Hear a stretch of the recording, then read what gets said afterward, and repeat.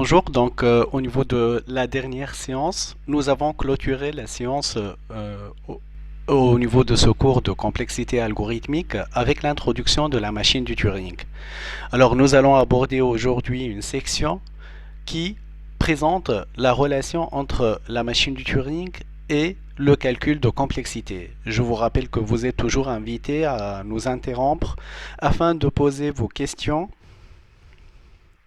et toute question jugée en fait nécessaire pour, euh, pour ce cours et nous sommes à votre disposition pour répondre à toutes les questions. Alors, au niveau de cette section, machine de Turing et calcul de complexité, nous allons représenter, introduire la machine de Turing à nouveau. Juste nous allons voir s'il y a d'autres invités et nous allons reprendre donc notre présentation.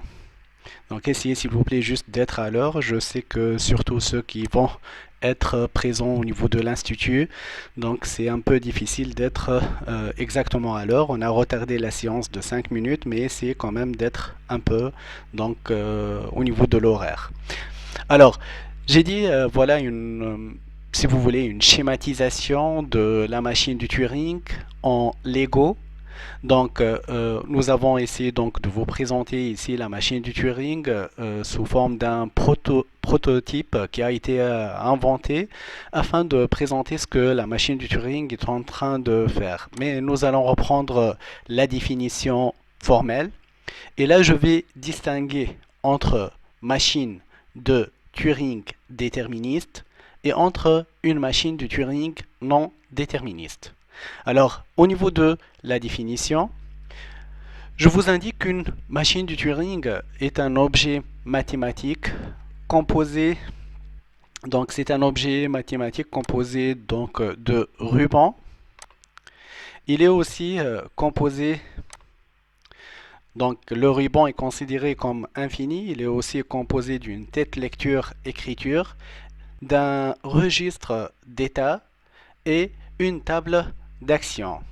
Alors, pour ma machine du Turing, je vais vous présenter une figure qui indique qui vous présente la machine du Turing, là où nous allons reprendre la discussion sur notre machine du Turing. Alors, au niveau de cette figure, comme vous allez le voir,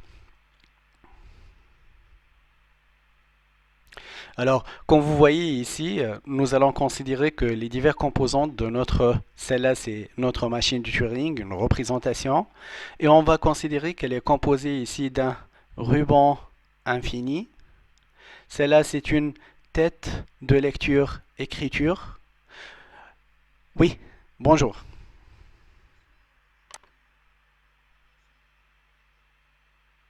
D'accord. Là, en fait, je suis en mode de présentation. Est-ce que tout le monde ne sont pas en train de regarder l'image ou seulement votre cas? Est-ce que vous pouvez... D'accord.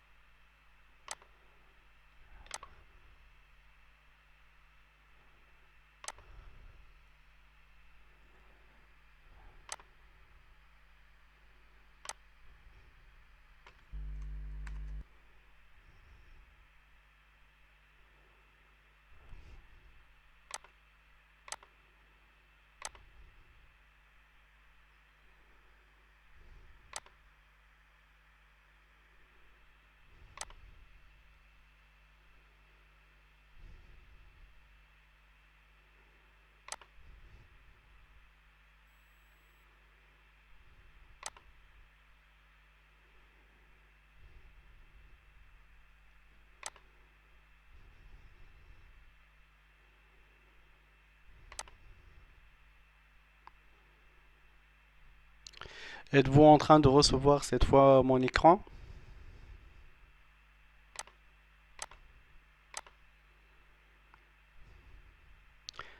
Alors, êtes-vous en train de recevoir mon écran?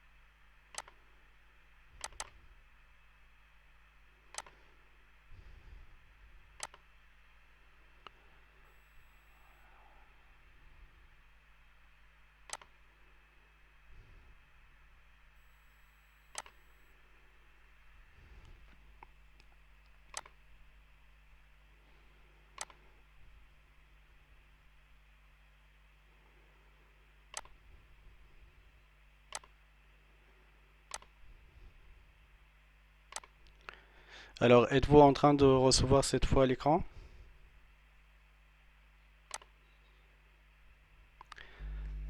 Si vous êtes en train de m'entendre à nouveau, êtes-vous en train de voir l'écran? Est-ce que actuellement vous arrivez à voir la présentation?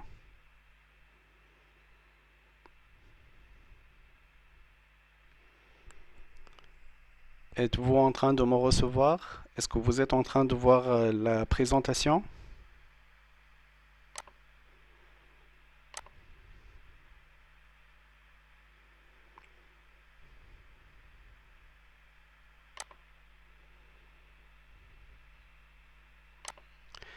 Êtes-vous en train de voir à présent la présentation?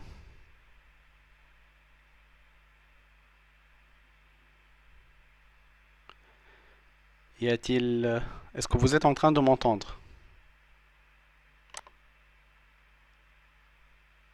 Est-ce que vous êtes en train de voir l'écran? Pardon? D'accord, c'est très bien. Donc, nous allons reprendre la présentation. Et s'il y a n'importe quel problème technique, s'il vous plaît, n'hésitez pas à m'interrompre et me dire, car on pourrait avoir d'autres solutions. On pourrait continuer avec seulement présenter par la voix et vous présenter par la suite la vidéo sur le site. Donc, alors, je reprends avec la définition de la machine du Turing déterministe. Donc, nous avons dit que nous allons distinguer entre machine du Turing déterministe et une machine du Turing non déterministe. Et ici, au niveau de notre machine de Turing, nous avons les composantes suivantes: un ruban infini, une tête de lecture écriture, un registre d'état qui va nous permettre de mémoriser l'état courant de la machine de Turing, une table d'action. Elle va jouer le rôle de la solution algorithmique qui va être exécutée par notre machine de Turing. Je vous rappelle que la machine de Turing a comme rôle principal, c'est d'exécuter les diverses solutions algorithmiques qui ont existé même avant le fait d'inventer cette machine. Et l'objectif de Alan Turing en 1937, c'est de présenter, de trouver une machine qui a la capacité d'exécuter toute solution algorithmique qu'on a déjà présentée. Alors, je reprends avec la figure de la machine du Turing, comme vous n'étiez pas tout à l'heure en train de la voir. Donc, cette figure, elle vous présente les diverses composantes de la machine du Turing. Alors, comme vous voyez ici, nous avons notre ruban infini au niveau duquel nous avons la possibilité de remplir ces cases par des symboles, par des caractères. Cette tête de lecture-écriture a la possibilité d'écrire au niveau de chaque case un caractère et a la possibilité de faire un déplacement à droite ou à gauche. Cette partie qui est représentée ici comme boîte noire, c'est au niveau de laquelle nous allons effectuer donc représenter une solution algorithmique afin qu'elle soit exécutée par cette machine du Turing. Au niveau de cette représentation, on a la tête fixe et le ruban qui est en train de se déplacer à gauche et à droite, mais exactement comme ça a été proposé par Alan Turing, on a cette tête de lecture-écriture. Et cette tête de lecture-écriture, c'est elle qui fait le déplacement et non pas en fait le ruban qui se déplace. Alors, si on reprend exactement comme ça a été imaginé, comme ça a été proposé au départ par Alan Turing, c'est la tête de lecture qui a la possibilité d'effectuer un déplacement que ce soit à gauche ou à droite. Et le ruban, il a été au départ inspiré par ce qu'on a au niveau de, si vous voulez, si vous allez au cinéma, même aujourd'hui, vous allez trouver que l'exposition du film se fait à travers des rubans. Et ces rubans sont lus et l'image est en fait projetée sur un grand écran. Alors ici, inspiré car en fait cette technique existe déjà à l'époque où Alan Turing a essayé d'imaginer sa machine Turing. Donc, il a proposé d'utiliser un ruban qui peut être infini puisqu'on a la possibilité de changer le ruban à chaque fois que une bande a été donc exploitée. On pourra la changer par une autre. C'est pour ça qu'il a dit que pour sa machine, on pourrait avoir une infinité de rubans utilisés. Et la tête de lecture-écriture, au niveau de chaque case, a la possibilité d'écrire, de lire ce qu'il y a comme symbole, donc soit écrire, soit lire ce qu'il y a comme symbole, mais aussi elle a la possibilité de faire un déplacement à droite ou un déplacement à gauche. Donc ça c'est comment on a imaginé au départ, comment en fait Alan Turing a imaginé au départ sa machine de Turing inspirée par ce qu'il existe déjà. Et il a ajouté qu'il existe un registre d'état dont le rôle principal c'est de mémoriser donc l'état courant de la machine de Turing. Donc on est à quel état lorsque nous avons effectué une opération de lecture-écriture par la tête de lecture-écriture. On se trouve dans ce cas à quel état pour savoir quelle sera l'autre action effectuée par la tête de lecture-écriture. L'action suivante effectuée par la tête lecture-écriture, ça va être quoi au juste? En commençant par l'état mémorisé. Et la dernière composante, qui est la composante la plus importante au niveau de sa machine de Turing, c'est une composante qui va faire le lien entre la machine de Turing et entre une solution algorithmique. Il a dit que toute solution algorithmique, on a la possibilité de la représenter sous forme d'une table d'action. Et cette table d'action, elle va indiquer à chaque fois à notre tête de lecture quel symbole lire, quel symbole elle va l'écrire et quel déplacement qu'elle doit faire. Et à travers la commande de la table d'action de la tête de lecture-écriture, la solution algorithmique va être exécutée et on va résoudre dans ce cas un ensemble d'actions par une machine de Turing à travers la commande de la tête de lecture-écriture et cette tête de lecture-écriture elle va écrire, lire, faire un déplacement au niveau de notre ruban infini. Alors nous allons passer actuellement à un exemple qu'on a traité la dernière fois en réalité, mais nous allons le reprendre en détail. Mais ça ne va pas être dans l'immédiat, juste je vous rappelle que l'exemple par lequel on a introduit au départ la machine du Turing, c'était comment ajouter un en binaire à un entier. Donc je ne vais pas dans l'immédiat reprendre l'exemple, mais je vais passer à une définition de la machine de Turing non déterministe. Alors, quelle est la différence entre la machine du Turing déterministe et la machine du Turing non déterministe? Donc nous allons reprendre pratiquement les mêmes composantes, c'est-à-dire toujours on a au niveau d'une machine du Turing déterministe ou non déterministe, on a les trois premières composantes telle qu'elle est. On a toujours le ruban infini, on a toujours la tête de lecture-écriture et on a toujours le registre d'état. On a toujours une table d'action, mais pour la machine du Turing déterministe, elle est déterministe. Pour la machine du Turing non déterministe, cette table d'action est non déterministe. Alors, si au niveau de la table d'action déterministe, on a la possibilité de commander à chaque fois la tête de lecture et écriture en précisant le nouvel état.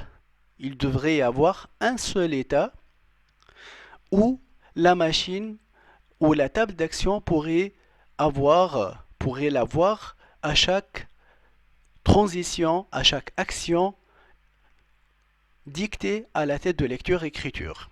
Donc si nous avons une machine de Turing déterministe, la table d'action, dans ce cas, elle va indiquer seulement un seul état, ou bien sûr l'arrêt. Donc un seul état à notre tête de lecture-écriture pour lire, écrire ou faire un déplacement. Donc ça va être une opération de lecture-écriture et un déplacement s'il y en a. Donc la table d'action, lorsque nous avons une machine de Turing déterministe, ne peut indiquer que il y a un seul état auquel on pourrait se déplacer pour lire un caractère, pour que la tête de lecture-écriture est capable de lire un caractère. Alors, pour la machine du Turing non déterministe, au niveau de la dernière composante qui est la table d'action, on pourrait avoir plusieurs états lorsque nous allons indiquer à la tête de lecture-écriture de lire un symbole ou un caractère. Elle peut avoir plusieurs transitions pour lire le même caractère.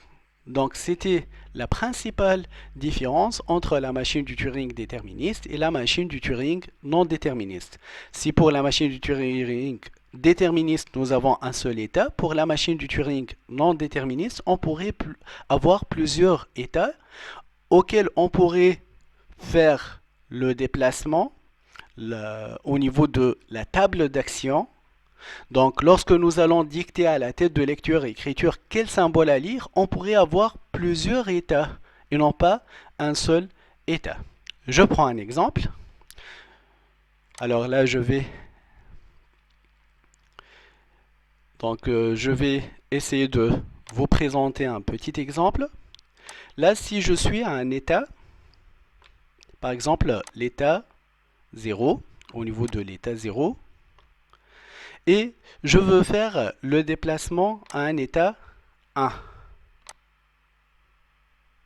Alors, au niveau de mon état 0 ici, pour lire par exemple le caractère A, si j'ai une transition qui me dit que pour lire le caractère A, je peux commander ce qui suit à la tête de lecture et écriture. Je vais lui dire lire donc le caractère A, écrire A, faire un déplacement à gauche. D'accord? Et si j'ai une autre transition qui va me dire que pour lire le même caractère A, nous allons écrire B et faire un déplacement par exemple à gauche. Ceci veut dire que pour lire le même caractère qui est le caractère A, nous avons une première transition qui est celle-là, cette transition, qui va nous permettre de passer à l'état 1. Donc là, nous avons le passage de l'état 0 à l'état 1. Donc, c'est un nouvel état. Et nous avons ici cette transition pour lire le même caractère qui est le caractère A. Ici, nous sommes en train de lire le caractère A et aussi on est en train de lire le même caractère qui est le caractère A. Alors que pour lire le même caractère A, nous avons la possibilité de passer de l'état 0 en restant à l'état 0, c'est-à-dire là, en partant de l'état 0, on est à l'état 0 à la fin de l'action, la transition suivante. Alors, pour lire le même caractère qui est le caractère A, nous avons une première transition qui va me dire que je vais passer à l'état 1. Donc là, c'est en partant de l'état 0, nous avons passé à l'état 1. Et donc, ceci, c'est une première transition avec un nouvel état qui est l'état 1 et une deuxième transition pour lire le même caractère qui va me permettre de rester à l'état 0. Ceci veut dire quoi? Que cette machine est-elle, donc là, cette table d'action que j'ai présentée actuellement, est-elle non déterministe ou déterministe? Est-ce que quelqu'un pourrait nous répondre? Cette table d'action qu'on a présentée actuellement, l'exemple que j'ai présenté, est-ce que ça représente une table d'action non déterministe ou déterministe? Comme nous avons plusieurs états auxquels nous avons fait le déplacement, donc c'est une table d'action non déterministe. Je reprends avec l'exemple de tout à l'heure, avec plutôt la définition de la machine du Turing déterministe. Ici, je précise que nous avons un seul nouvel état qu'on pourrait avoir. Et si je reprends la même représentation donc, de ma table, donc pour l'état 0, je vais essayer de présenter ici. Donc pour l'état 0, et nous avons un état 1. Donc si nous avons une table d'action qui nous indique que pour lire le caractère A, il y a une seule transition qui me permet de lire A, écrire A, faire un déplacement à gauche, et passer à l'état, en partant de l'état 0, je vais passer à l'état 1. Dans ce cas, ma table d'action, il n'y a pas de transition qui va me permettre de passer à un autre état, que ce soit 0 ou 2 ou 3. Donc il y a seulement cette transition pour lire le caractère A. Donc nous avons un seul état, un seul nouvel état qui me permet donc que là où notre table d'action, elle va nous indiquer à quel état de placer. Donc il devrait y avoir pour lire un caractère un seul état, ce qui n'est pas le cas. Donc ça c'est une machine, ici c'est une machine, donc la table d'action est déterministe, donc c'est une machine du Turing déterministe. Et dans cet exemple qu'on a présenté ici, la table d'action pour lire le même caractère qui est le caractère A, nous avons deux transitions différentes. Une qui va m'indiquer que je vais faire le déplacement à l'état 1, l'autre elle va m'indiquer que je vais faire le déplacement à l'état 0. Et dans ce cas, comme nous avons deux nouveaux états différents pour lire le même caractère A, notre machine du Turing ne peut être que une machine du Turing non déterministe, vu que la table d'action ici, donc celle qu'on a présentée ici, vu que nous avons deux transitions différentes pour lire le même caractère, c'est une table de transition non déterministe. En fait, pourquoi cette distinction entre table d'action déterministe et table d'action non déterministe? Car au niveau de la solution algorithmique, si nous avons que pour lire le même état, on a deux états différents, ceci veut dire que si je vais suivre cette transition, si par la suite je vais me trouver dans un état de blocage et j'arrive pas à avoir la fin de ma solution, je dois faire un retour en arrière, on appelle ça en anglais backtrack, pour la résolution et suivre l'autre transition et vérifier si ceci va m'amener à résoudre le problème. Ce retour en arrière fait de sorte que la solution en quelque sorte algorithmique, et je vais essayer de vous présenter qu'est-ce que vous êtes en train d'utiliser comme solution aujourd'hui pour résoudre ce genre de problème. Vous êtes en train de utiliser un algorithme de parcours d'arbres.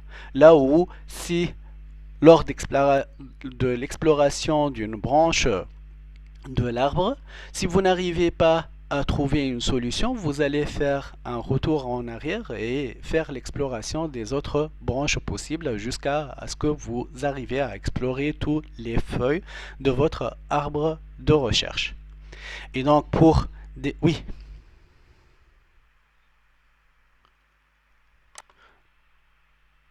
D'accord, juste là j'ai pas de demande, donc s'ils peuvent juste réessayer de essayer à nouveau de cliquer sur le lien. Ceux qui sont en attente, ils essaient de faire une autre tentative car j'ai pas, pour le moment, j'ai pas de demande en attente.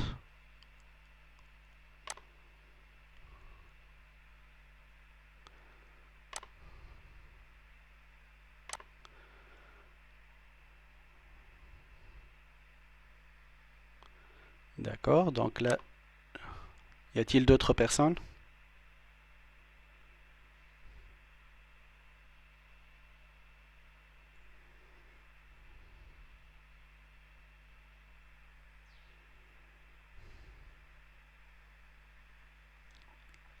Donc je reprends avec la présentation. S'il y a d'autres personnes, n'hésitez pas à m'indiquer.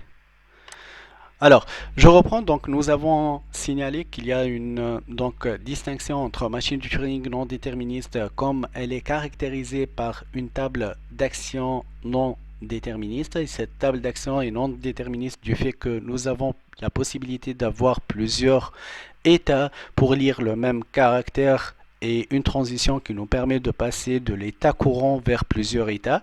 Cet état courant va être donc mémorisé au départ au niveau de notre composante, donc cette composante qui est le registre d'état. Son rôle est de, à chaque fois, mémoriser nous sommes à quel état pour savoir lors de la prochaine transition, quelle transition choisir pour lire un certain caractère.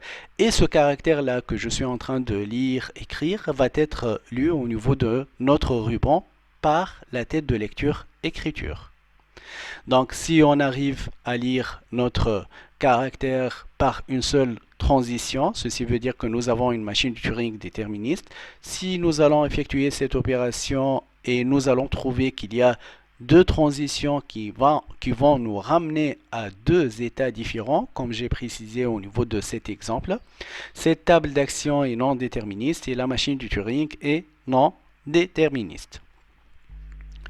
Alors là, nous allons reprendre notre représentation par faire le lien entre cette machine du Turing et le calcul de complexité.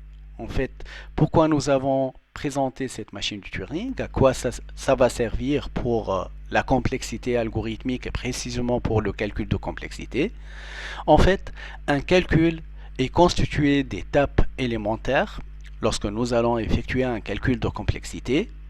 Et à chacune de ces étapes, pour un état donné de la mémoire de la machine, une action, c'est une transition élémentaire, est choisie dans un ensemble d'actions possibles. Alors, c'est quoi la complexité algorithmique temporelle? La complexité temporelle, ce n'est autre que le nombre de transitions sur la machine du Turing. Je reprends avec mon exemple. La complexité temporelle, c'est combien de transitions nous allons effectuer jusqu'à atteindre notre état final, c'est-à-dire jusqu'à atteindre le fait que la solution algorithmique a arrivé, donc l'arrêt de la machine, arrivé à l'arrêt de la machine. Donc je vais juste ici, on pourrait ajouter un état là où je vais indiquer que c'est un état final. Si j'ai ici, je vais supposer que ça c'est la fin.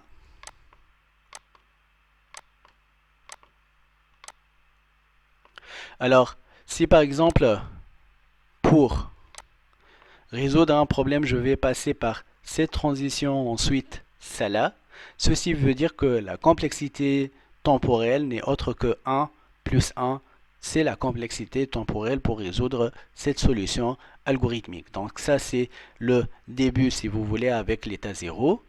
Et si je peux résoudre mon problème avec ces deux états, par contre si le caractère qui est à lire est le caractère B, dans ce cas, là, si le caractère à lire est B, mais ce que j'ai au niveau de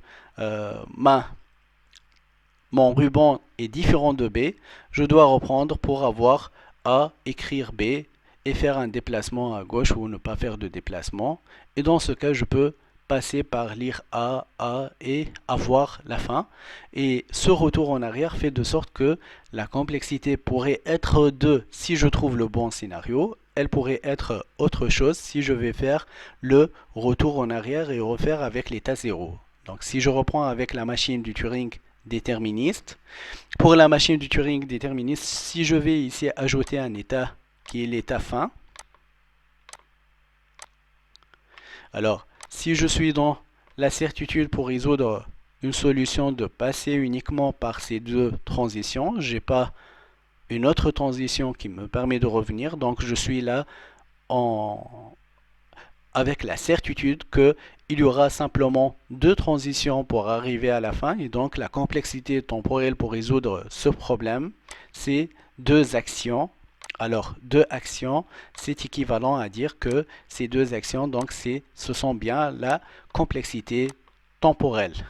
Donc ça, c'est la complexité temporelle, ce n'est autre que le nombre de transitions à effectuer jusqu'à atteindre la fin de l'exécution pour notre machine du Turing. C'est pour ça qu'on dit que la table d'action, donc, elle va indiquer soit le nouvel état, soit qu'on a arrivé à notre état final où on pourrait avoir plusieurs états finaux. C'est possible. Alors, là, en fait, on a terminé avec le principe de calcul et on va passer à la machine du Turing intelligente. Je vais juste faire un petit point d'arrêt et parler d'une machine du Turing intelligente. Cette machine du Turing, donc on a dit que la machine du Turing a été inventée en 1937, proposée virtuellement par Alan Turing. En 1945, cette machine a été concrétisée sous forme d'une solution machine qui n'est autre que l'ordinateur. Ces ordinateurs ont évolué jusqu'à nos jours tout en gardant l'architecture de base qui est celle de la machine de Turing. Mais les recherches, lorsqu'on a essayé de faire d'autres inventions, ont été par la suite focalisées vers l'intelligence artificielle et vers des solutions intelligentes pour résoudre les problèmes qui n'ont pas la possibilité d'être tournés, d'être présentés, d'être résolus par une machine de Turing. Et parmi ces problèmes, on trouve tous les problèmes qui n'ont pas de solution sur la machine de Turing, donc proposée par Alan Turing. S'il n'y a pas de solution qu'on pourrait la faire tourner sur, que ce soit sur une machine du Turing déterministe ou non déterministe, dans ce cas, qu'est-ce que nous allons faire? Alors, ma question est la suivante. Si nous avons un problème, là où nous n'avons pas la possibilité de lui présenter une solution sur la machine du Turing déterministe, ni sur la machine du Turing non déterministe, dans ce cas, qu'est-ce que nous allons lui apporter comme solution? Ma question, pouvez-vous présenter une solution algorithmique pour n'importe quel problème? Si je reprends le problème où nous avons un étudiant parmi vous, dans quelques mois, il va obtenir en fait son diplôme. Il va se trouver dans une situation où il va prendre une décision. Cette décision, ça va être, est-ce qu'il va compléter ses études? Est-ce qu'en choisissant master professionnel ou en choisissant master de recherche, est-ce qu'il va donc opter pour postuler pour un poste de travail?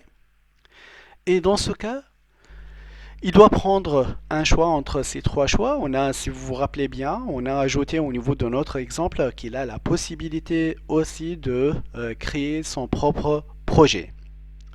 Et là, au niveau de la question qu'on pourrait poser, cette problématique, est-ce qu'on pourrait la résoudre avec la machine du Turing comme je vous ai présenté tout à l'heure? Donc, en d'autres termes, est-ce qu'on pourrait proposer une solution algorithmique et on la faire tourner sur un ordinateur? Cette solution algorithmique permet de nous résoudre ce genre de problème. Alors, ma question, si vous vous rappelez bien, on a dit qu'il n'y a pas de possibilité de présenter une solution algorithmique pour un problème de décision. Et dans ce cas, qu'est-ce que nous allons faire? Donc, y a-t-il des limites des solutions algorithmiques? On a dit déjà au niveau de la première séance que pour un problème de décision, il n'y a pas de solution algorithmique exacte pour un problème de décision. La question suivante, y a-t-il une solution algorithmique pour un problème de décision? Donc, il n'y a pas. Donc, il y a des limites au niveau des solutions algorithmiques et donc, on n'a pas la possibilité de présenter une solution algorithmique là où exacte pour n'importe quel problème. Et cette solution algorithmique n'est considérée comme exacte que si on peut la faire tourner sur la machine du Turing, que ce soit déterministe ou non déterministe. Alors, Si je vous demande de comparer une machine de Turing et ce que l'être humain est en train de faire pour prendre des décisions, car même si on n'a pas des solutions algorithmiques, vous allez certainement, et je suis sûr que chacun d'entre vous, il va opter pour, je vais dire, une méthode, une stratégie, quelque chose qui va lui permettre de prendre son choix et voir est-ce qu'il va continuer ses études, est-ce qu'il va faire master de recherche, est-ce qu'il va faire master professionnel, est-ce qu'il va postuler pour le travail et s'investir pour chercher un poste de travail adéquat avec ses compétences, ou est-ce que le quatrième choix possible, est-ce qu'il va créer son propre projet? Chacun de vous, il va opter pour une stratégie qui n'est pas une solution algorithmique pour ce genre de problème, vu que c'est un problème là où il y a le cadre aléatoire, là où lorsque on va tenter de présenter un arbre de recherche pour toutes les éventualités que peuvent être posées, nous allons rencontrer un cas où il y a des probabilités, des chances qu'on qu'on arrive à atteindre notre objectif principal. Donc il n'y a pas de certitude si je vais prendre le choix 1, le choix 2 ou le choix 3 ou 4. Il n'y a pas de certitude que à la fin je vais atteindre mon objectif. Et vu que il y a ce cadre aléatoire, ces probabilités, ça va faire de sorte qu'on pourrait en aucun cas présenter une solution algorithmique exacte et la faire tourner sur la machine de Turing, car la machine de Turing ne peut pas en fait résoudre ces problèmes aléatoires. Alors, c'est pour ça, pour un problème de décision, la machine de Turing échoue, mais l'être humain prend des décisions qui ne sont pas forcément des solutions, les meilleures solutions possibles. Chacun, il va faire une sorte de stratégie, de méthode pour la résolution, et cette stratégie proposée par chacun entre vous, ce n'est autre que une manière d'approximer le problème afin de lui présenter une solution. Alors, je vous ai demandé de comparer une machine de Turing comme on l'a présenté actuellement avec l'être humain. Alors, c'est au niveau de la différence entre la résolution effectuée par la machine de Turing et la stratégie optée par l'être humain pour résoudre des problèmes là où on n'a pas la possibilité de les résoudre par la machine de Turing, c'est que l'être humain, il est en train de faire une sorte d'approximation, de simplification, si vous voulez, du problème, et passer à un problème plus simple afin de prendre le choix. Par exemple, si je reprends un de choix que vous avez fait, une étudiante, je me rappelle très bien, elle m'a dit que, monsieur, pour moi, je vais opter pour une master de recherche car mon but, c'est de être à la fin un enseignant. Et peu importe c'est quoi la probabilité d'atteindre mon objectif. Voilà, j'ai un objectif et je veux tenter ma chance, quel que soit ce qu'il pourrait y arriver par la suite. Et dans ce cas, au niveau de la simplification effectuée par l'étudiante, elle a dit que elle a reformulé le problème de cette manière, le problème de décision. Elle n'a pas essayé de choisir le choix qui a le plus de chances d'être réalisé, mais elle a choisi le choix là où elle lui a accordé le poids de satisfaction le plus important. Donc c'est pour ça qu'elle a pris ce choix sans hésitation en faisant une sorte d'approximation. Le problème n'est pas de trouver dans ce cas le choix qui va me donner plus de satisfaction à la fin, mais c'est de prendre le choix qui, j'espère avoir avec ce choix, la satisfaction la plus importante. Et ceci, ce n'est autre que une sorte de, je vais dire, d'approximation, de simplification de ce problème. Ce que je vous demande aujourd'hui, donc en reprenant cet exemple, et j'étais en train de vous rappeler l'exemple, alors ce que je vous demande aujourd'hui, je vous invite à penser, est-ce qu'on pourrait changer au niveau de la machine de Turing pour faire de sorte que la machine de Turing soit capable à approximer des problèmes?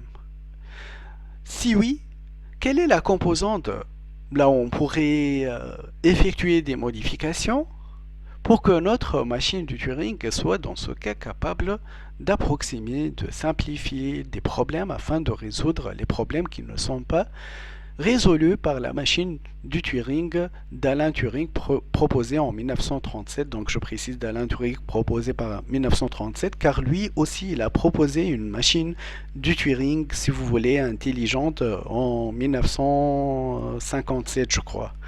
Alors ma question est la suivante, qu'est-ce qu'on pourrait modifier au niveau de notre machine du Turing? Quelle est la composante qu'on doit toucher, qu'on doit rectifier, qu'on doit remplacer, qu'on doit modifier, afin d'opter à une machine du Turing qui s'approche au niveau de sa résolution à ce que l'être humain est en train de faire pour résoudre des problèmes là où la machine du Turing de 1937 échoue à proposer des solutions. Alors, si quelqu'un peut nous proposer une solution, je suis à l'écoute. N'hésitez pas donc à prendre la parole et me dire quelle est la composante que vous pouvez modifier. Avant même de parler, c'est quoi la modification? Donc là, je vous invite de bien réfléchir et si quelqu'un peut prendre la parole et me dire quelle est la composante qu'on pourrait modifier. Je vous mets la machine de Turing pour l'observer, les diverses composantes. Je vous indique que ma question c'était simplement, parmi ces composantes de la machine du Turing qu'on a présentées ici, parmi les diverses composantes de la machine du Turing qu'on a présentées, est-ce que pour avoir une machine du Turing qui s'approche du raisonnement de l'être humain, est-ce qu'on doit changer au niveau de la composante ruban? Est-ce qu'on doit changer au niveau de la composante tête de lecture-écriture? Est-ce qu'on doit changer au niveau de la composante registre d'état? Ou on doit changer au niveau de la composante table d'action?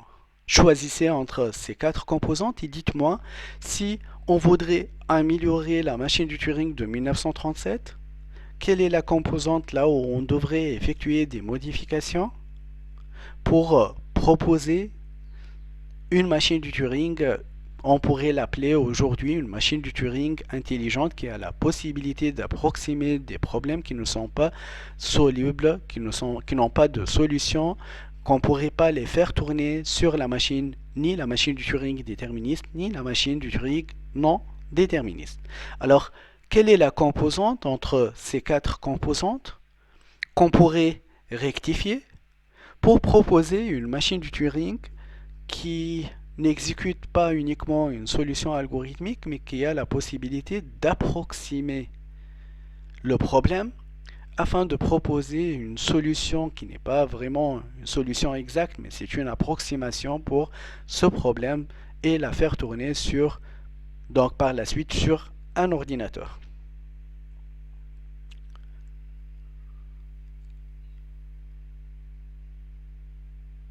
Vous êtes toujours à l'écoute? Y a-t-il de propositions?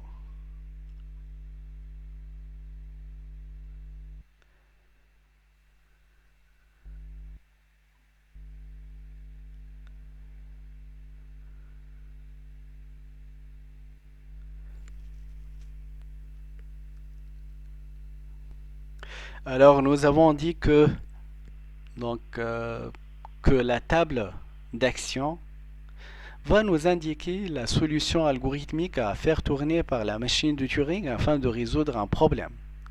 Alors si on voudrait approximer ce problème et non pas le résoudre, donc je pense c'est que au niveau de cette composante qui est la dernière composante au niveau de la table d'action, si nous avons la possibilité de présenter une table d'action, je vais ajouter le terme intelligente, dans ce cas on pourrait parler d'une machine de Turing intelligente. Si la solution n'est pas une solution algorithmique, mais c'est une approximation, et cette approximation pourrait se faire au niveau de la table d'action où on n'a pas des transitions, mais on a des transitions, je vais dire, intelligentes. Dans ce cas, on pourrait faire passer le modèle de la machine du Turing qu'on a présenté à une machine de Turing qui a la possibilité d'être intelligente. Et si la table d'action peut ajouter ce qu'on appelle un apprentissage, et dans ce cas, si la table d'action va faire appel à une mémoire, par exemple, là où elle va sauvegarder toute l'expérience précédente, dans ce cas, elle pourrait faire de sorte qu'elle pourrait apprendre des expériences effectuées. Alors je vais juste prendre un exemple ici et vous dire que un petit enfant, je dis même un bébé, il va apprendre par exemple que une verre de thé chaude elle peut lui faire du mal. Au départ, il va la toucher. Par la suite, il va avoir au niveau de sa mémoire que lorsqu'il a touché cette verre de thé, elle lui a fait du mal. Il va apprendre de ça à travers ce qu'il a mémorisé au niveau de sa tête à partir de l'expérience qu'il a vécue. Tout le monde, on est en train de apprendre à partir de notre expérience. C'est pour ça, lorsque vous allez postuler pour un travail, on va vous dire certainement que dans certaines offres de travail, on va vous dire que une expérience de 5 ans est exigée. Alors là, je vous invite que même si on vous demande que l'expérience est exigée, si vous n'avez pas d'expérience, n'hésitez pas à postuler. Car si vous avez un bon raisonnement, vous pouvez dépasser une personne qui a de l'expérience. Et vous pouvez apprendre de manière plus vite que lui. Donc là, j'ai dit que l'apprentissage on pourrait l'intégrer au niveau de la machine du Turing en proposant donc au niveau de la table d'action, en ajoutant une mémoire qui va indiquer les expériences vécues pour résoudre un problème similaire. Et ce qui va être mémorisé, on pourrait lui faire appel afin de résoudre la problématique là où on est face aujourd'hui, afin d'améliorer notre capacité au niveau de la résolution.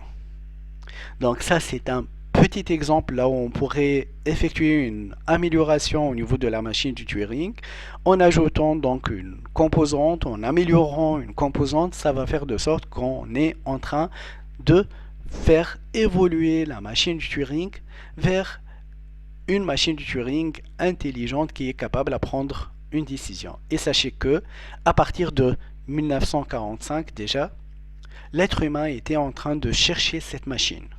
Tous les travaux de recherche qui ont été effectués à partir de 1945 jusqu'à 2020 étaient en train de chercher qu'on propose une solution où la machine, qui est l'ordinateur, soit capable de prendre des décisions. Par exemple, en 2020, on a déjà une voiture autonome qui peut circuler sans la présence d'une personne qui est en train de conduire cette voiture. Le problème de conduire une voiture, c'est un problème un peu difficile, n'est pas soluble par une machine du Turing déterministe et non pas par une machine du Turing non déterministe. Et pourtant, on a proposé une solution qu'on pourrait la faire tourner sur un ordinateur, mais en ajoutant d'autres composantes à la machine du Turing pour non pas vraiment apporter une solution exacte, mais pour apporter une solution comparable à celle d'un être humain qui est en train de conduire cette voiture. Alors, là, j'introduis déjà ce qu'on appelle la complexité d'un problème. Et j'ai parlé déjà un problème j'ai dit un problème qui est un peu difficile. Vous allez me dire, mais monsieur, c'est quoi un problème un peu difficile? Alors, la classification de tout problème qu'on pourrait résoudre se base aussi sur ce que la machine du Turing est capable à faire. Alors, on dit que si un problème, on pourrait le résoudre par une machine de Turing où la table d'action est déterministe. Dans ce cas, on a la possibilité de résoudre notre problème par une machine de Turing déterministe. Donc, si le problème a une solution avec la machine de Turing déterministe, ce problème est dit un problème déterministe polynomial. Le problème est déterministe polynomial. On le note généralement avec la lettre P. Il est dans la classe P, la classe déterministe polynomial, car notre problème qu'on est en train de résoudre est classé, on peut lui apporter une solution avec la machine de Turing déterministe. Ce problème est dit dans la classe déterministe polynomiale. Si pour notre problème, nous pouvons lui apporter une solution sur la machine de Turing où la table d'action est non déterministe, on dit que notre problème est classé dans la classe non déterministe polynomiale, donc la classe 1P. Si notre problème, on ne peut pas lui apporter une solution algorithmique, comme le cas d'un problème de décision. Dans ce cas, si ce problème, comme l'exemple de conduire une voiture, on ne peut pas lui apporter une solution sur la machine de Turing non déterministe et non plus sur la machine de Turing déterministe. Dans ce cas, pas de solution sur la machine de Turing, que ce soit déterministe ou non déterministe. Notre problème est dit non déterministe polynomial difficile. Là, pour le moment, nous allons garder à l'esprit cette classification. Nous allons voir au niveau du dernier chapitre qu'il y a quelques problèmes là où on a la possibilité de présenter une solution avec la machine de Turing non déterministe, mais avec un double appel d'une table d'action non déterministe. Ces problèmes aussi sont classés comme des problèmes non déterministes polynomiales difficiles, car pour ces problèmes, même si nous allons présenter une solution algorithmique, le temps de résolution avec cette solution algorithmique va être énorme, et en augmentant un petit peu la taille du problème, la algorithmique n'apportera pas donc une solution dans un délai, je vais dire, rationnel acceptable. Donc ces problèmes aussi vont être, on va voir par la suite, que vont être aussi classés au niveau de la classe 1P difficile. Donc la classification des problèmes se fait à la base de la machine de Turing. Si notre machine de Turing est capable de résoudre un problème avec une table d'action déterministe, le problème est dit déterministe polynomial. Si notre machine de Turing peut résoudre un problème en proposant une table d'action, mais cette table d'action, comme on l'a vu tout à l'heure, est une table d'action non déterministe, dans ce cas, le problème est classé dans la classe 1P non déterministe polynomial. S'il n'y a pas de solution pour un problème comme le problème de décision sur la machine de Turing de Alan Turing de 1937, dans ce cas, le problème est dit 1P difficile, et d'où cette classification. Alors, la réponse à un problème peut-elle être donnée très efficacement, ou au contraire inatteignable? On dit efficacement si la solution est avec une machine de Turing déterministe. Très efficacement c'est avec la machine de Turing déterministe. Efficacement, ou un peu efficacement si vous voulez, si on va apporter une solution avec la machine de Turing et cette fois la table d'action est non déterministe. Mais par contre, elle est inatteignable si la machine de Turing échoue au niveau de la présentation d'une solution avec la machine de Turing. À quel niveau de difficulté pouvons-nous obtenir une réponse à un problème algorithmique? Donc là, pour la réponse pour les problèmes, donc là où nous avons une solution sur la machine de Turing déterministe, il y a une solution qui est très efficace. Pour les problèmes où nous avons une solution avec la machine de Turing non déterministe, la solution est un peu efficace, n'est pas très efficace. Parfois, on préfère avoir une solution plus rapide dans un temps plus réduit. S'il n'y a pas de solution avec la machine de Turing, dans ce cas, on dit que il n'y a pas de solution avec la machine du Turing, on dit que la solution algorithmique, on ne pourrait pas donc présenter une solution exacte pour ce problème, et ceci pour tous les problèmes là où nous avons le cadre aléatoire. Pour la classification, comme je vous ai dit au niveau de l'introduction, donc on va se baser sur la machine du Turing afin de classer les problèmes. Pour le moment, en 3 classes, on va voir que on pourrait avoir d'autres classes. Alors, on va dire que établir des hiérarchies au niveau de difficulté qui est quelque chose de très important pour résoudre par la suite, pour proposer des solutions algorithmiques. Dans quelques mois, vous allez vous trouver face à présenter des solutions au niveau de votre projet de fin d'études. Donc les choses à ne pas commettre, c'est qu'il ne faut pas par exemple proposer une solution pour un problème connu comme un problème non déterministe polynomial, et vous allez par exemple nous proposer au niveau de votre projet de fin d'études une solution là où elle est connue comme déterministe polynomial. Dans ce cas, on va vous demander comment vous avez effectué ça, et il suffit que après vous allez passer 3 mois en train de préparer votre solution algorithmique, la valider et tout ça au niveau de la préparation de votre projet de fin d'études.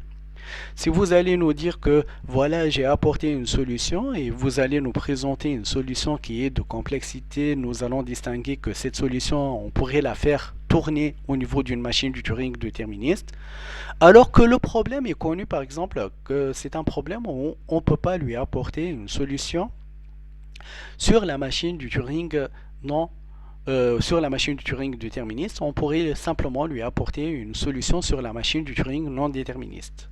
Alors il suffit qu'on vous apporte un seul contre-exemple. Rappelez-vous de la stratégie qu'on a lancée au niveau de votre cours théorie de langage. On a essayé de vous inviter toujours à présenter des contre-exemples pour prouver qu'une solution n'est pas correcte. Donc la même chose, on l'a fait ensemble au niveau du cours logique mathématique. On vous a insisté toujours à présenter des contre-exemples pour prouver que la solution n'est pas correcte, qu'il n'y a pas de tautologie par exemple. Il suffit de présenter un seul contre-exemple. La même chose si vous allez apporter une solution au niveau de votre projet de fin d'études. Si on va vous apporter un seul contre-exemple, ceci veut dire que la solution que vous avez proposée n'est pas correcte. Et donc, dans ce cas, un travail de 3 mois, de 4 mois pourrait tomber à l'eau du fait que vous n'avez pas réussi à valider votre solution correctement. Et si un étudiant ne maîtrise pas la complexité algorithmique et les diverses classes des problèmes, dans ce cas, il pourrait tomber dans le cas où lui, il traite un problème de classe d'hiérarchie plus élevée et il essaie de lui apporter une solution qui n'est pas cohérente. Alors, ceci est dit, mais j'ouvre une parenthèse que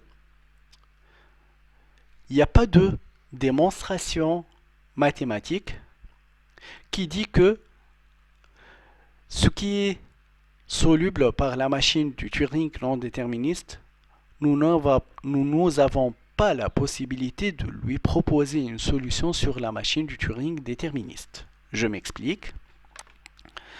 Il n'y a pas de démonstration mathématique qui indique que si un problème est déterministe polynomial, on n'a pas la possibilité, plutôt c'est un problème a une solution sur la machine du Turing non déterministe, donc c'est un problème non déterministe polynomial, on n'a pas la possibilité de confirmer que on ne pourrait pas lui apporter une solution sur la machine du Turing déterministe. Donc, on n'a pas la certitude si P, classe déterministe polynomiale, est égal ou différent à un P. Il n'y a pas de démonstration mathématique pour ça, mais dans la pratique, on fait cette distinction. Alors, tu ne pourras pas déjà dire qu'un problème est déterministe polynomial sans lui apporter une solution où la table d'action est déterministe polynomiale. Et tu ne peux pas classer un problème dans la classe non déterministe polynomiale si tu ne peux pas lui apporter une solution qu'on pourrait lui la faire tourner sur une machine du Turing dont la table d'action est non déterministe polynomiale.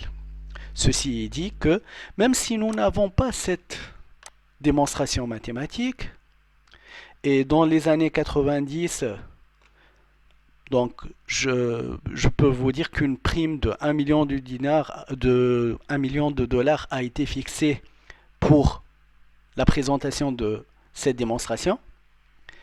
Alors, même s'il n'y a pas de démonstration mathématique, un conseil qu'on vous donne quand même aujourd'hui, c'est que si vous n'avez pas de solution déterministe polynomiale pour ce problème, vous ne pouvez pas le considérer dans la classe P.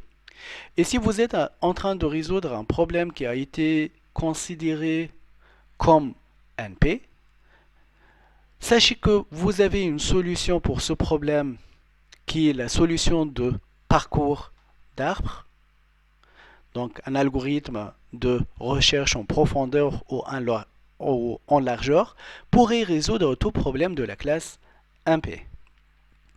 Mais si vous allez tenter de le résoudre avec une solution déterministe polynomiale, il est strictement interdit de lui apporter une solution de la classe déterministe polynomiale, sauf si vous arrivez à démontrer mathématiquement que cette solution pourrait résoudre ce problème. Donc il est strictement interdit à vous, même au niveau de votre projet de fin d'études, d'apporter une solution déterministe polynomiale pour un problème connu dans la classe non déterministe polynomiale, sans présenter une démonstration mathématique pour cette solution, afin de la valider théoriquement. Si vous arrivez à présenter cette démonstration mathématique, dans ce cas, vous avez la possibilité de valider votre solution et vous êtes, je vous indique, vous êtes en train de résoudre cette question. Est-ce que P égale à 1P?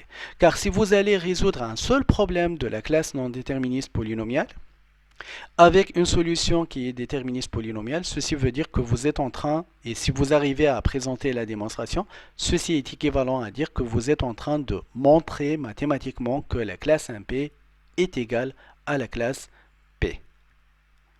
Donc ici je reprends avec ce qu'on était en train de dire. Alors là, c'est vrai que nous allons établir des hiérarchies de difficulté entre les problèmes algorithmiques en se basant à ce qu'on pourrait leur apporter comme de solutions en utilisant la machine du Turing. Mais ceci est dit que notre solution est une solution basée sur le fait que nous allons prendre l'hypothèse que 1P est différent de P. Si vous voulez opter pour l'autre hypothèse, il vous faut absolument une démonstration mathématique et dans ce cas, vous êtes en train de répondre à cette question qui a été proposée dès les années 80. Il n'y a pas eu de réponse jusqu'à aujourd'hui à cette question, même si les démarches, ce qu'on est en train de proposer avance beaucoup plus sur prouver la différence et non pas l'égalité. Alors, si un problème algorithmique peut être résolu par une machine du Turing déterministe, alors les calculs sont déterministes, la table d'action est déterministe. Le problème dans ce cas appartient à la classe déterministe polynomiale, la classe P. Si un problème algorithmique, on ne peut pas lui apporter une solution sur la machine du Turing donc déterministe, mais on peut lui apporter uniquement une solution sur la machine du Turing non déterministe. Alors, les calculs sont non déterministes. Le problème appartient à la classe non déterministe polynomiale, la classe 1P. Et je vous pose ici une question. Si pour un même problème P, on a la possibilité de lui apporter à la fois une solution sur la machine du Turing déterministe et une autre solution sur la machine du Turing non déterministe. Alors ce problème, il est classé quoi? Il est classé comme un problème déterministe polynomial car on va prendre la solution de l'hiérarchie, donc la plus faible. Alors j'ajoute une troisième classe à ça qui est la classe 1P difficile. Si on ne peut pas apporter donc une solution à un problème ni avec la machine du Turing déterministe, ni avec la machine du Turing non déterministe. Dans ce cas, le problème est dans la classe non déterministe polynomiale difficile. Et pour ce problème, afin de le résoudre, il faut passer par une approximation à ce problème, car il n'existe pas une solution algorithmique exacte. C'est ce qui a été démontré dans ce cas avec Alan Turing en 1937. Et si on n'a pas la possibilité de lui apporter une solution, on passe par une approximation, exactement comme ce qui a été fait par votre collègue lors de la première séance, lorsqu'elle a dit, pour moi, voilà, j'approxime donc le problème de choix, qu'est-ce que je vais faire après le fait d'avoir mon licence en informatique de gestion. Ce que je vais faire, je vais considérer que, pour moi, mon but sera de devenir un enseignant. Et pour ce faire, je vais opter pour master de recherche. Donc, il n'y a pas de doute pour ça, pour moi, car pour moi, le plus important, je vais choisir le choix qui me donne plus de satisfaction, indépendamment s'il est réalisable ou non. Elle a dit que, peu importe s'il est réalisable, donc elle a ignoré, elle a simplifié le problème, elle a éliminé la partie si le choix par la suite l'objectif va être atteint ou non, c'est pas important. L'important, c'est que l'importance de l'objectif pour moi. Donc, elle a changé le problème vers un problème où, voilà, je vais choisir le choix qui me donne plus de satisfaction, indépendamment, même s'il n'est pas réalisable du tout, c'est pas grave. Je vais quand même prendre ce choix. Et cette approximation, donc, c'est une manière de résoudre ces problèmes qui sont des problèmes considérés dans la classe 1P difficile. Alors, comme conclusion, au niveau de ce premier chapitre, nous avons présenté l'algorithmique, machine du Turing et calculabilité. Nous avons présenté la machine du Turing et sa relation avec la complexité aujourd'hui même. Et nous avons présenté les diverses classes de complexité aujourd'hui même aussi. Donc, le deuxième et le troisième point, la deuxième et la troisième section ont été traitées aujourd'hui. Et une introduction a été présentée au niveau de la première séance. Et on a repris, donc on a même commencé la dernière fois à présenter la machine du Turing. Alors, je vous demande si vous avez des questions. Je suis à votre écoute s'il y a des questions donc, concernant la présentation d'aujourd'hui.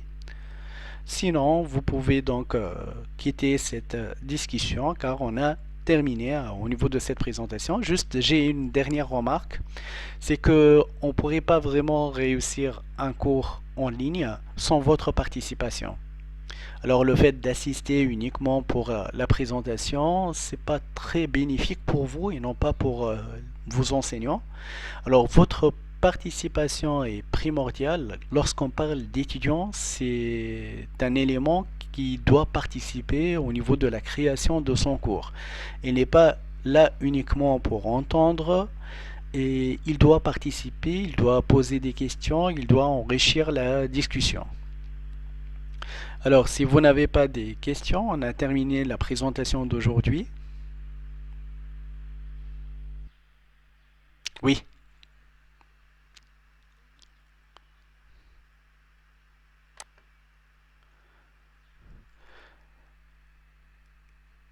D'accord. La dernière fois, on a fait déjà un exercice au niveau du cours même. Si vous vous rappelez, on a fait un petit exercice là où on vous a demandé de donner la table d'action de la machine du Turing. Aujourd'hui, on a fait au niveau de notre cours, on a fait au niveau de la présentation.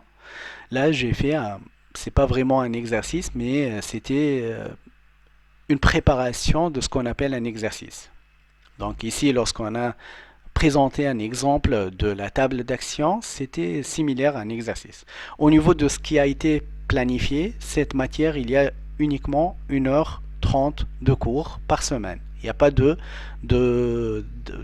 travail dirigé et non pas aussi des travaux pratiques. Pour les exercices, on va les faire car au niveau de notre cours, on est dans l'obligation de faire des exercices afin de comprendre des notions, mais ça va être intégré au niveau de ce cours. Alors, par exemple, au niveau de la prochaine séance, si vous voulez, nous allons vous présenter l'exercice. Là, je vais juste vous indiquer une petite vision. Lorsque nous allons reprendre la machine de Turing, on va reprendre cet exemple. Ce n'est qu'un exercice, c'est de faire tourner sur la machine du Turing un exemple, par exemple, d'ajouter un en binaire. Et lors de la résolution d'exercice, on va exécuter donc cette machine Turing étape par étape sur le ruban pour vérifier qu'est-ce qu'il va se passer. Et comme vous aurez donc par la suite un exercice, là on va vous proposer une table d'action et on va vous demander de la faire tourner. On va faire ce travail à chaque fois que nous allons présenter une nouvelle notion. Donc vous aurez certainement des exercices au niveau du cours, mais ce qui est important, c'est votre participation. Par exemple, au niveau de la prochaine séance, lorsque je vais vous indiquer de présenter, donc je vais vous indiquer cette table d'action, je vais demander donc à un étudiant de passer du mode réception, donc de visualiser. Donc je vais demander au départ à un volontaire de nous présenter la solution. Donc lui, il va passer en mode présentation pour présenter la solution. Alors si aucune personne n'est volontaire, comme par exemple aujourd'hui, c'est pour ça à la fin de la séance, j'ai parlé du fait que votre participation est fondamentale, mais s'il n'y a pas de participants, si vous ne voulez pas donc participer volontairement, on va fixer un nom et on va lui demander de faire ce travail. Je vais choisir un nom aléatoire. Je vais lui demander de passer en mode présentation. Il nous offre une bloc-notes et il essaie au niveau de au niveau du bloc-notes de nous présenter la solution de l'exercice. Donc je vais juste vous dire que le fait qu'on est en train d'utiliser le mode à distance, on pourrait avoir exactement le cadre de votre classe, mais ça demande un peu d'effort de votre part. Ce qui manque aujourd'hui, je sais que la technique est nouvelle pour vous, donc je vous demande déjà de passer, même entre vous, à passer au mode présentation et essayer de partager votre écran avec vos collègues pour voir comment déjà vous pouvez vous-même corriger des exercices en utilisant le mode à distance, comme on est en train de l'utiliser actuellement. C'est pour ça que je vous demande de faire plus d'efforts pour votre participation. D'accord?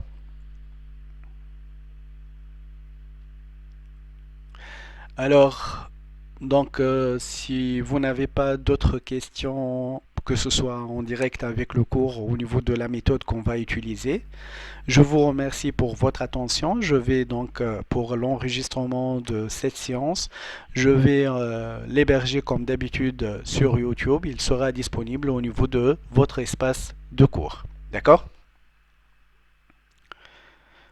Alors, merci pour votre attention et on se voit la semaine prochaine.